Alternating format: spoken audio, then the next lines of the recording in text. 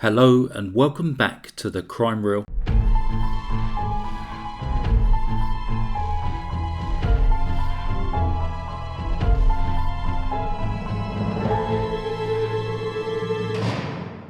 Before we start, I originally released this video on December the 11th, 2019, and today in July I've re-recorded this as I believe my narration is better nowadays. To give it that old school feel, however, I've used the original images. And now, on with today's story. Today on the Crime Reel, we shall be visiting the American states of Nebraska and Wyoming to look at the shocking crimes of Charles Starkweather and his accomplice, or possible hostage, Caril and Fugate. Charles Raymond Starkweather was born in Lincoln, Nebraska on the 24th of November 1938 to Guy and Heather Starkweather. Guy Starkweather was a carpenter by trade who suffered from rheumatoid arthritis, which often left him unable to work, whilst his wife Heather was a waitress. Even though the family did not really have any money, they worked hard and provided for their 7 children as well as they could. All 7 of the Starkweather children were generally seen as being well behaved by their friends and neighbours and appeared to have a good, solid upbringing. Although Charles had a positive family life, he had a more difficult time at school. He had been born with a condition known as bow-leggedness and also had a minor speech impediment which led him to being constantly teased by his classmates. Unknown at the time, Charles was extremely short-sighted, which impacted his ability to learn in school. Despite being relatively bright, he never applied himself at school, which led to him being labelled a slow learner. During his time in Irving Middle School and subsequently Lincoln High School, he found that the one thing he excelled at was gym. He trained hard and was well coordinated and strong. However, he used this positive change in his life and his newfound physical strength to intimidate and fight those who had once bullied him. It wasn't long before his aggression was directed to anyone he disliked, or that he felt was in some way better than him, better looking, better dressed, and pretty soon his reputation as a well-behaved teenager had turned into notoriety for being one of the meanest and toughest kids in Lincoln. In his early teens, Charles had a fight with another young man by the name of Bob Von Busch, and after resolving their differences, they became close friends. Bob was quoted as saying that Charles would be one of the kindest people you've ever seen if he liked you, and one of the meanest if he did not. Both Charles and Bob became obsessed with James Dean, with Charles soon trying to mimic all of his hero's mannerisms. Charles looked up to the on-screen persona portrayed by James Dean in Rebel Without a Cause, feeling that he could relate to the troubled character. He dropped out of school at the age of 16 and started to work in a local newspaper warehouse, where he soon became disillusioned with the monotony and poverty of his life. Caril Ann Fugate was 5 years younger than Charles. Born on the 30th of July 1943, also in Lincoln, Nebraska. She was the second daughter of William and Velda Fugate. Her sister Barbara was 3 when she was born. Their dad, William, was a drunk who neglected and both verbally and physically abused his family, leaving them to live a life of unnecessary poverty. Caril and Barbara would often return home from school to find the house packed up and their mother preparing to move, as once again William had squandered all of their rent money on drink.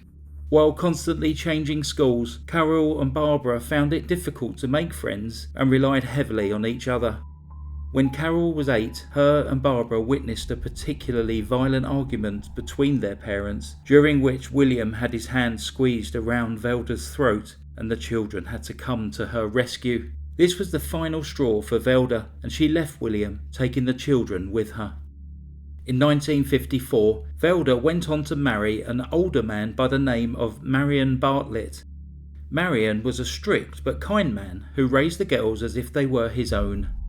In 1956, Velda and Marion welcomed another daughter by the name of Betty Jean. Both Caril and Barbara were smitten with their new baby sister. Meanwhile, their father, William, remarried, received convictions for drunken behaviour and also being a peeping Tom before dying in prison in 1958. Caril grew into a confident, rebellious teen, often testing her mother and stepfather with her feisty nature. By the age of 13, she was inclined to dress in heavy boots, jeans, and a man's shirt, rather than the more feminine styles favoured in 1950s America. Although only 5 foot 1 inch tall, with her bold attitude, wild streak, and short temper, she often passed as being much older. Similar to Charles, she also didn't do well at school, again being labelled as a slow learner. She had limited experience of life beyond the confines of her world in Lincoln, Nebraska. By 1956, Charles' best friend Bob had begun dating Caril's older sister Barbara. Sometime during the summer of that year, when Caril was just 13 years old, Bob and Barbara and Charles and Caril went on a double date to a local drive-in movie. Caril and Charles hit it off immediately. She was infatuated with his James Dean persona, whilst he was obsessed with her rebellious, no-nonsense personality. They soon became engrossed in their own world, excluding those around them. Charles decided to leave his job at the warehouse and began working full-time as a garbage collector. Even though he earned very little, his shifts enabled him to meet Caril from school each day. Velda and Marion were completely against this relationship, believing that Charles was a bad influence on Caril, but no matter how hard they tried, they could not prevent the two youngsters from seeing each other. About a year after they had met, Caril had a small accident in Charles's father's car. This then resulted in a huge argument between Charles and his father, Guy.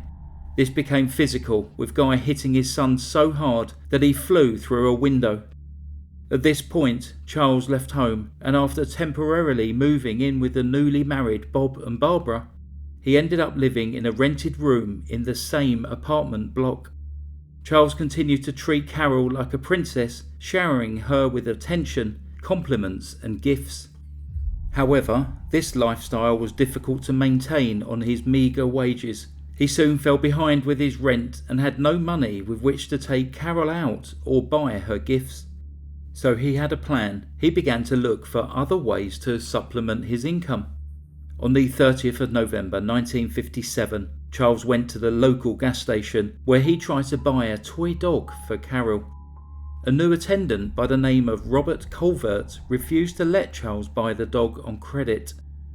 In the early hours of 1st of December, 21-year-old Robert Colvert was working at the gas station by himself when Charles came in to buy cigarettes. Charles left and then returned later, this time buying chewing gum. He subsequently returned a third time wearing a red bandana and hat while brandishing a shotgun. Charles handed Robert a cash bag, asking him to fill it from the till, a total of $108. He then insisted that Robert opened the safe, but the new employee did not have the safe code, so was genuinely unable to do so. At this point, a raging and frustrated Charles bundled Robert into the front of his car, drove him to a dirt road just outside of Lincoln, where he shot him in the head. Robert died immediately, leaving behind his wife, who 5 months later gave birth to their baby daughter. Charles later described how he had felt nervous before the robbery. However, his nerves diminished once he was in control of the situation, and later, once he pulled the trigger, he felt a sense of calm wash over him, believing he was now above the law and untouchable. Later that day, he went to meet Caril and he told her about the robbery. This is where reports start to vary. Some state that he told Caril about the murder, and the fact that she did not end their relationship meant that Charles assumed that they were now in it together. However, others describe Charles as telling Caril about the robbery and blaming the shooting on an unnamed accomplice. Again, reports vary as to whether or not she believed this version of events. Obviously, the murder and robbery became a major news event in the low-crime area of Lincoln, Nebraska. Charles used some of the money to respray his car to avoid detection. He paid up his owed rent and bought himself some second-hand clothes. He paid for these clothes using loose change, something which made the store owner suspicious, as it was widely reported that the majority of the money stolen in the robbery was coins. The owner reported it to the police, but no effort was made to investigate Charles any further. Having got away with murder, Charles became increasingly confident, believing that for once he was in control and would be able to afford things like the people whose garbage he used to collect.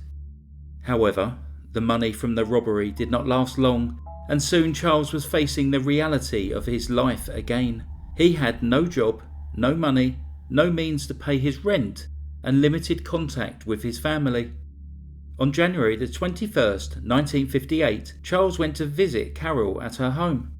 Caril was not in at the time, but her mother Velda and stepfather Marion were. As Caril's parents were completely against Charles and Caril's relationship, and according to some reports had witnessed an argument 2 days earlier where Caril ended things with Charles, they turned him away and told him to stay away from their daughter. Charles had his shotgun with him under the pretense of asking Marion to go shooting with him in the hope of improving their relationship. However, when he found he was not welcome at the house, he shot Velda in the face and Marion in the back of the head. 2-year-old Betty Jean was crying in her crib, and in order to silence her, Charles stabbed her to death. He then moved the bodies, leaving Velda inside the commode in the family's outhouse, Betty Jean in a box of garbage, and Marion was left on the floor of the chicken coop. Again, reports vary wildly as to exactly what happened during these murders. There seem to be 4 different versions of events, depending on who is asked and the source of the information. 1. Charles claimed that Caril was present at the house and helped him with both the murders and subsequent clean-up. 2. Caril claimed that she had returned home from school to find Charles threatening her with a gun, her family gone, and she became his hostage.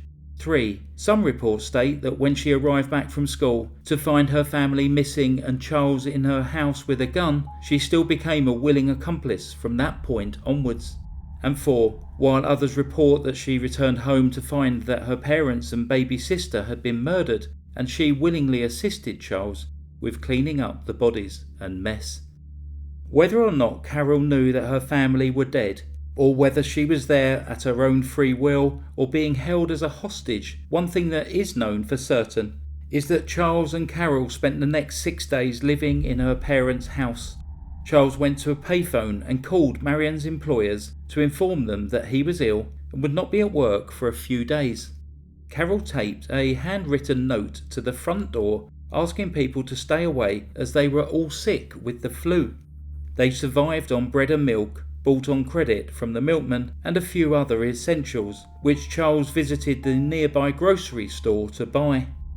This later led to some people questioning whether 14-year-old Caril was truly a hostage, as surely this would have given her the time to escape. Eventually, friends and family became suspicious of the excuses. Again, reports vary. Did Caril turn everyone away using the excuse of the flu, or has been separately reported, did she warn people to leave believing her family's lives were in danger? Marion's boss, Caril's grandmother, and Bob von Busch all reported their concerns to the police. When the police eventually went to investigate the property, they found the bodies of Velda, Marion, and baby Betty Jean. But Charles and Caril were already on the run. A police bulletin was immediately issued for their arrest, but few could have predicted the events that would follow.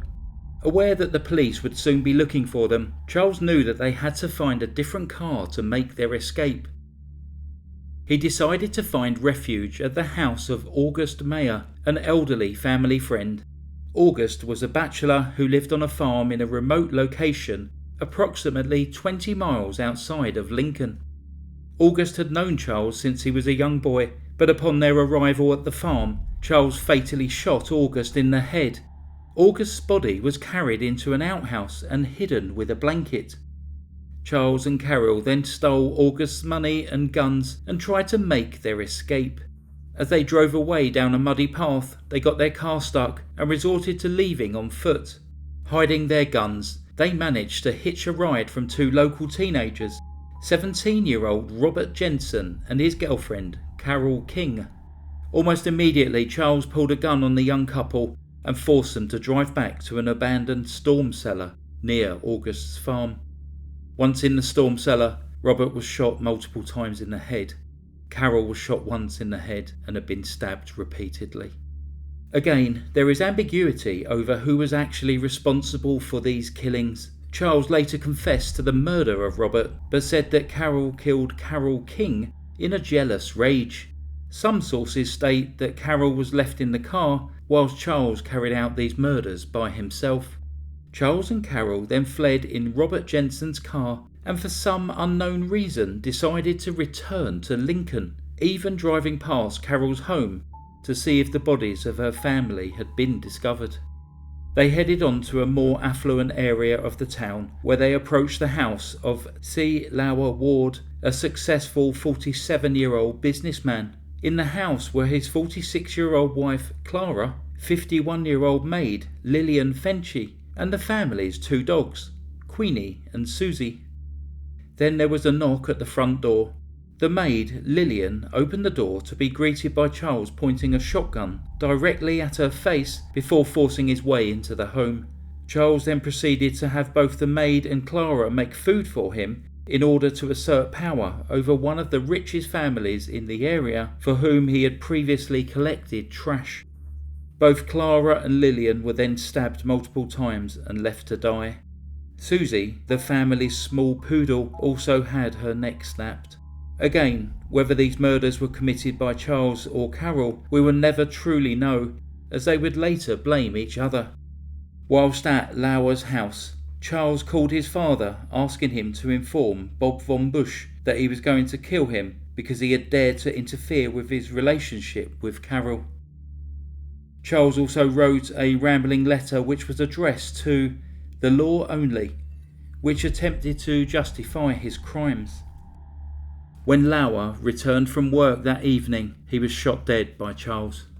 The couple then ransacked the house, taking anything of any use or value to them, and packed it into Lauer's black 1956 Packard, ready to make their escape. Around 5:30 p.m. that evening, the Lincoln Journal was delivered to the house. Charles and Caril were on the front page. Charles became incredibly excited as he felt that he was now famous and someone to be reckoned with. The following morning, Lauer's cousin was concerned when Lauer did not arrive at work, so he went to check on the family, only to stumble upon this grisly murder scene. The National Guard and local police were brought in to help with the manhunt. The city was sealed off and searched block by block. A $1,000 reward was offered. An aircraft was sent in to look for the black Packard, but without success.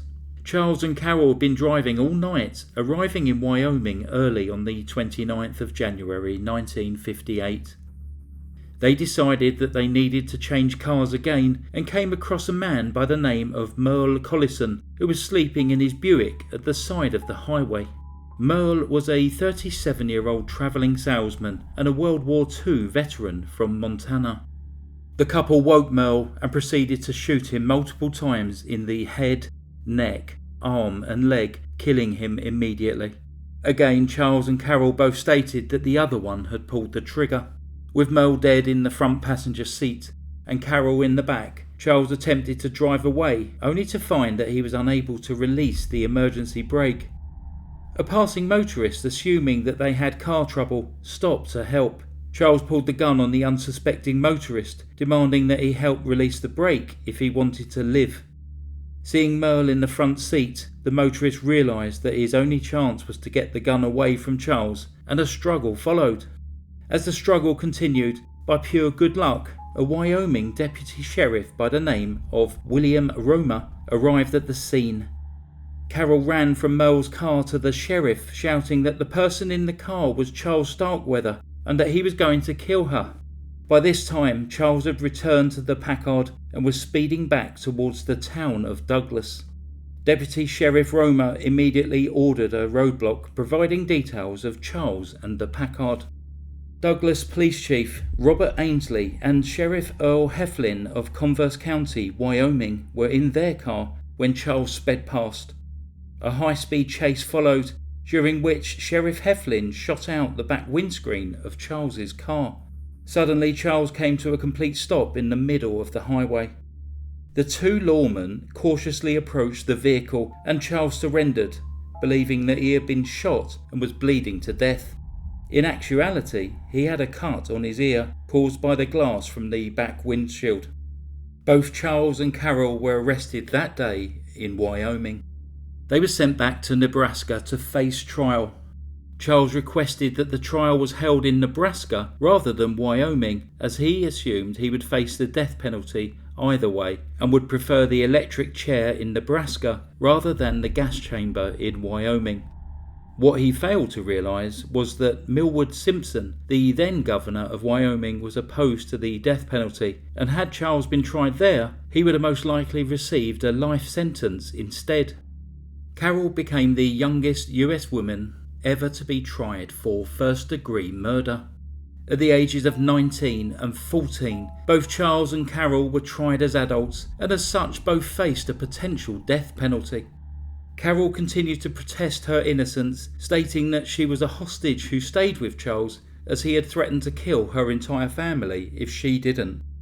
Initially, Charles told the authorities that Caril had nothing to do with the crimes, but as time went on and he realised that she was portraying herself as a hostage rather than his girlfriend, he began to blame her for a number of the murders. He confessed to the murders of Robert Colvert, Velda Bartlett, Marion Bartlett, Betty Jean Bartlett, August Mayer, Robert Jensen and C. Lauer Ward, but stated that Caril was responsible for the murders of Carol King, Clara Ward, Lillian Fenchy and Merle Collison. Charles' lawyers prepared a defence that he was innocent by reason of insanity, a claim that was rejected by the jury when he was found guilty and sentenced to death. Caril's trial strategy was that she was a hostage forced by Charles to go along on his killing spree for fear of what would happen if she did not. The judge did not believe this story, as there had been many opportunities for her to escape. The jury agreed with the judge, and in November 1958, she was found guilty of murder and sentenced to life in prison. Charles Starkweather was executed in the electric chair at Nebraska State Penitentiary on June 25, 1959. He was 20 years old. He is buried in the same cemetery in Lincoln as 5 of his victims. Caril's sentence was commuted, which allowed her to be paroled in June 1976 after serving 18 years in the Nebraska Correctional Center for Women.